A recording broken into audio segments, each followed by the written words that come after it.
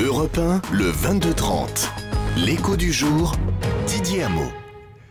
Bonsoir François Hainaut. Bonsoir. Vous êtes le gérant du groupe de services informatiques Steria. Alors on a l'habitude de dire que le secteur des services informatiques, ça prend un petit peu le pouls conjoncturel de ce qui ne marche pas ou ce qui marche. Alors comment va Steria en ce début d'année ? Écoutez, vous avez bien résumé la situation. Ça marche dans la mesure où nous affichons toujours de la croissance et une croissance supérieure au marché. Maintenant, ça reste toujours un peu compliqué parce que nos clients sont sous pression. Nos clients cherchent à réduire leurs dépenses informatiques, bien sûr, comme toutes les dépenses.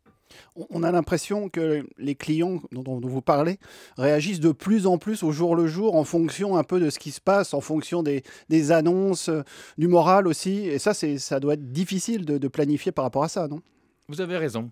Il y a une certaine fébrilité, une certaine nervosité, tout simplement parce que la plupart de nos clients manquent de visibilité, manquent de sérénité par rapport au futur.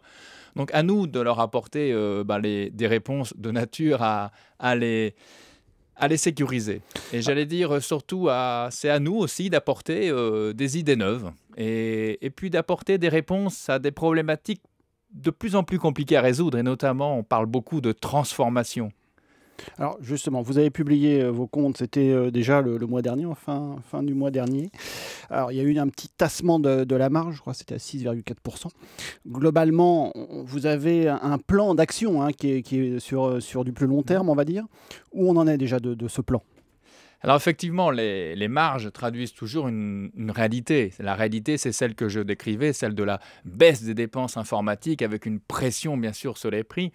Mais en même temps, nous sommes confiants. Et nous sommes confiants puisque le principal moteur de la rentabilité, c'est la croissance. Et nous avons effectivement une capacité à croître plus vite que le marché. L'innovation, pour nous, est un thème majeur. C'est-à-dire qu'on ne peut pratiquer des bons prix que si on apporte des idées nouvelles. C'est la raison pour laquelle on investit beaucoup sur l'innovation autour de 3 thèmes. La sécurité est un des thèmes majeurs. Tout ce qui est le big data, toute la gestion des volumes de données que nos clients ont à gérer chaque jour.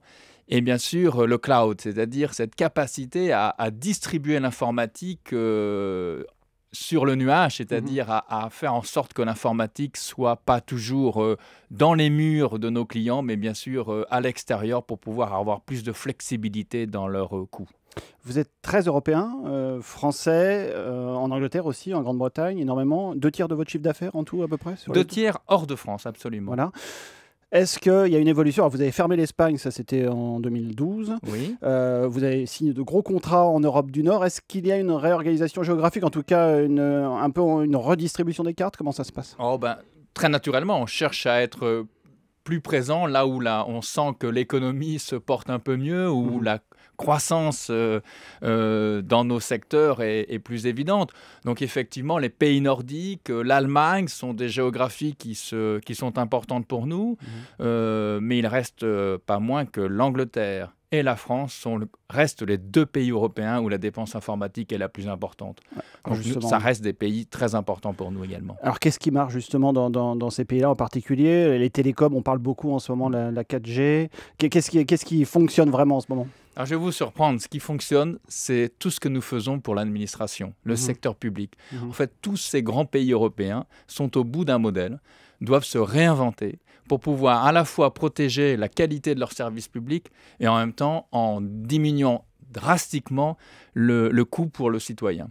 Donc, c'est effectivement des sociétés comme Steria qui travaillent au quotidien auprès des administrations pour résoudre cette équation de plus en plus compliquée. Donc ça veut dire que c'est là qu'il faut être inventif, c'est là qu'il faut créer, absolument, avoir des idées et être efficace. C'est ce que nous faisons quand on transforme toute l'informatique actuelle de Pôle emploi pour rendre plus efficient le travail des agents, qui est de plus en plus évidemment compliqué avec une charge croissante.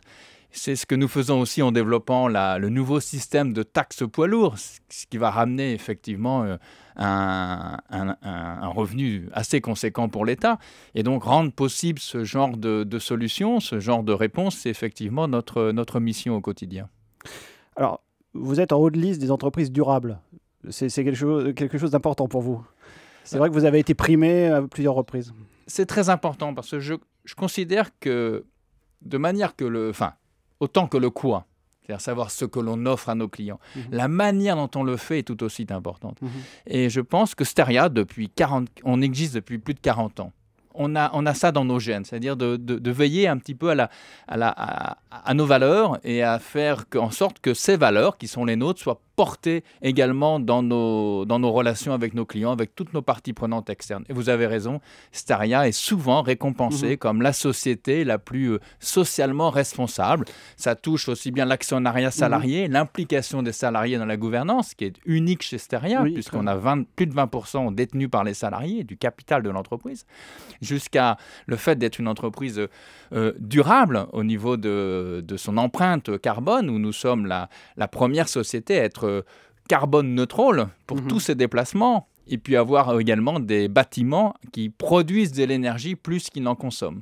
Voilà, une de vos particularités, vous en parliez, c'est 21% du capital, c'est ça dans les mains des salariés, c'est-à-dire pratiquement pareil que pour les petits porteurs, c'est à égalité hein, pour le petit actionnariat. Oui, tout à fait. Pour vous, c'est très important, vous cherchez à aller plus loin, ça peut même... On cherche à maintenir cette unicité, parce que pour nous, ce n'est pas juste le fait d'avoir du capital détenu par les salariés, c'est comment ça se traduit en termes d'implication, de responsabilisation des salariés dans l'entreprise.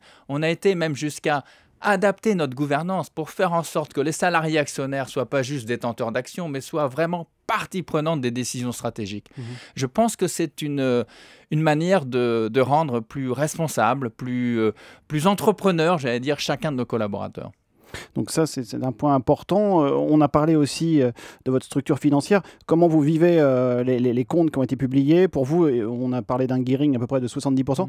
C'est quelque chose que vous surveillez toujours, cet endettement par rapport aux fonds propres? Bien sûr. Alors le gearing était à fin 2012 beaucoup plus bas que ça. Il était de l'ordre de 20%. Effectivement, du fait qu'on a remboursé une obligation, il va monter au niveau que vous avez indiqué. Bien sûr, c'est évident, c'est une priorité.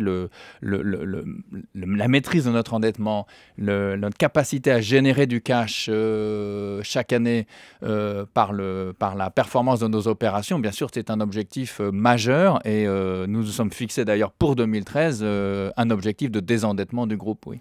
Est-ce que dans ce périmètre, en tout cas dans ce secteur, il va y avoir des évolutions selon vous globalement C'est vrai qu'on a encore un secteur assez morcelé. Hein. D'ailleurs, en bourse, on a encore beaucoup d'acteurs. Comment vous voyez évoluer le secteur des services informatiques ?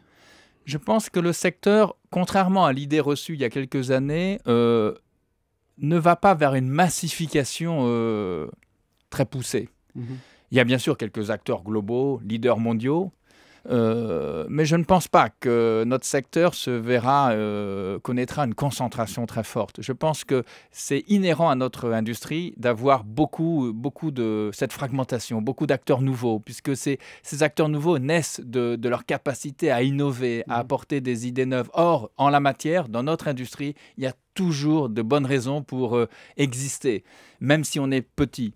Donc là, je pense que notre industrie doit plutôt, et les opérations de rapprochement ou d'acquisition, de changement de périmètre, vont être plus dictées par cette capacité à aller repérer une solution, une offre, une expertise spécifique, plutôt que de chercher à faire du volume et à s'imposer par la masse. Je crois qu'il faut... La bataille est beaucoup plus sur la valeur aujourd'hui que sur le volume. Plus sur le fourmillement d'idées, sur la création de valeur. Absolument. Acheter de l'expertise, acheter de la solution, pas forcément acheter que de la capacité. Merci François Hainaut, gérant du groupe Steria. Merci beaucoup. Merci.